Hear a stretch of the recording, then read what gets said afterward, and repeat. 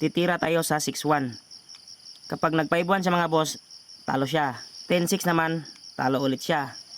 Kaya nag A3 siya mga boss. Sa pagtira ng A3 mga boss, isang malupit na kombinasyon ang ipapakita ng itim. Paano? Panoorin ang video hanggang dulo. Good morning mga boss.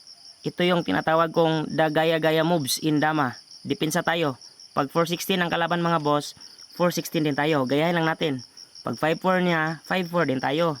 16-13 siya, 16-13 din tayo. Pag 3-14 niya, 3-14 din tayo.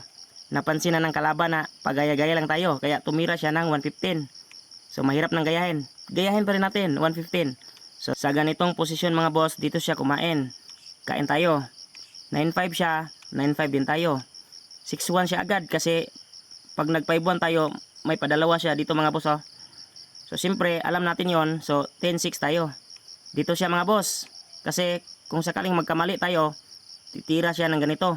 Pero 6-1 yung ititira natin mga boss. Sa pagtira ng A3, ayun, isang pinakamalupit na kombinasyon mga boss. Paano? Pagkain mo lang yan mga boss. Tapos pagkain mo, kain siya, dito ka lang, 11-7. Pagkain niya, kain ka, dito ka kakain. Pagkain niya, ayun, dama sa 9. So sa ganyang posisyon mga boss, talo na ang puti. Follow for more dama tricks.